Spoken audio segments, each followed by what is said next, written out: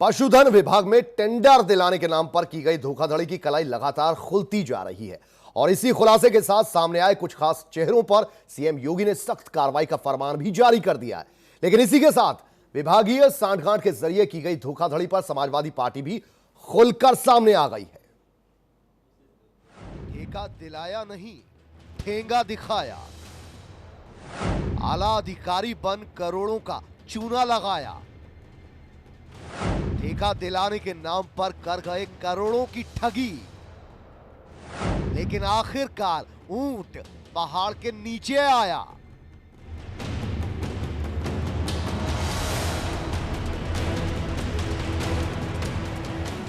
पशुधन विभाग के नाम पर टेंडर दिलाने को लेकर जो साजिश रची गई और मंजीत नाम के इंदौर के व्यवसायी को जिस तर्ज पर उल्लू बना करोड़ों की चपत लगाई गई, ये फर्जीवाड़ा किसी सुपरहिट फिल्मी ड्रामे से कम तो हरगिज नहीं। किसी सुपरहिट फिल्म की तरह यहां किरदार भी खास थे और लोकेशन तो बकायदा गजब की। किरदारों में जहां आईपीएस अधिकारी, पशुधन राज्य मंत्री के प्रधान सचिव से लेकर संविदा कर्मचारियों की बेशर्मी भरी अदाकारी सामने आई, तो वहीं लूट के लिए लोकेशन में सेज भी साक्षात सचिवालय में सजाई गई। पशुधन विभाग में 214 करोड़ का टेंडर दिलाने के नाम पर 9 करोड़ 72 लाख पर वसूलने के मामले में एसटीएफ ने 7 लोग को गिरफ्तार कर जेल भेज दिया है। चौंकाने वाली बात यह है कि गिरफ्तारी हुए व्यक्तियों में एक व्यक्ति मंत्री का प्रधान सचिव तो दूसरा सचिवालय में संविदा कर्मी बताया जा रहा है।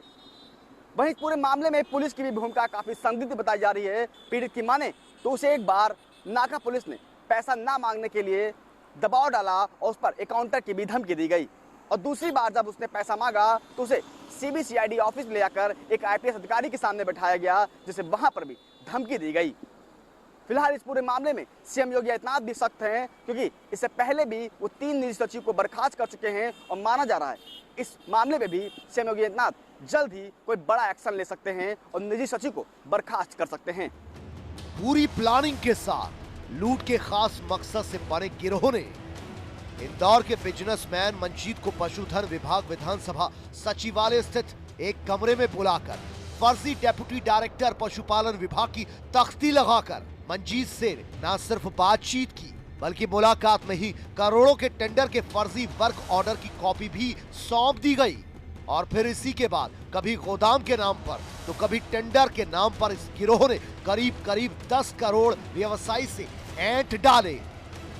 खैर, मामले में शिकायत के बाद बनी एसटीएफ ने अब इन किरदारों की सभी कड़ियों को जोड़ते हुए कईयों को सलाखों के पीछे पहुंचा दिया है। और अब सीएम के आदेश के बाद कईयों की सेवाओं को जल्द समाप्त करने के साथ ही कड़ी कार्रवाई का फरमान भी जारी हो गया है।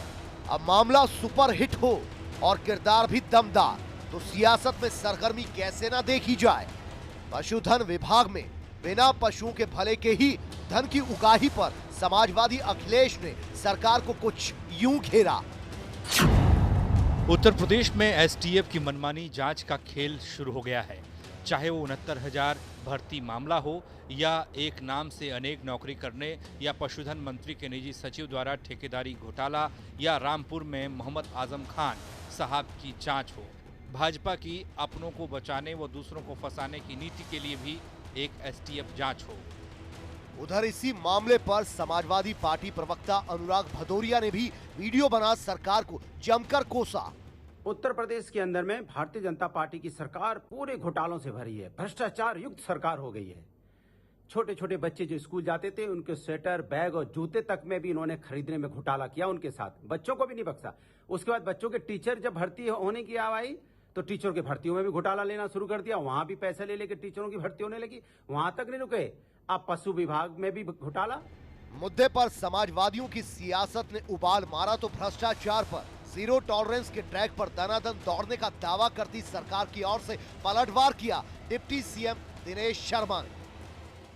पशुधन विभाग में ठेका दिलाने के नाम पर की गई धोखाधड़ी पर कुछ लोगों के द्वारा ट्वीट करके ये दर्शाने का काम किया गया है कि जो भारतीय जनता पार्टी की सरकार की जीरो टॉलरेंस की नीति है भ्रष्टाचार की, उस पर आरोप लगाने का काम कुछ लोग कर रहे हैं।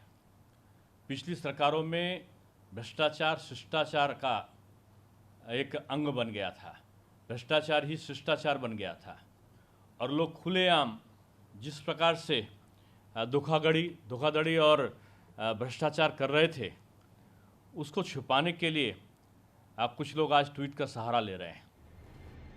यकीनन पूरा मामला विभागीय सांठगांठ से आगे निकलकर बड़े आपराधिक षड्यंत्र का नजर आता है, लेकिन ताजा कार्रवाई के बाद जो आक्रामक तेवर योगी सरकार के नजर आए हैं और खासकर खास लोगों पर जो गाज गिरने का सिलसिला शुरू हुआ है, उम्मीद बंधी है कार्रवाई सख्त होगी, मिसाल पेश होगी। लखनऊ से गगन मिश्रा, R9 टीवी, उत्तर प्रदेश, उत्तराखंड।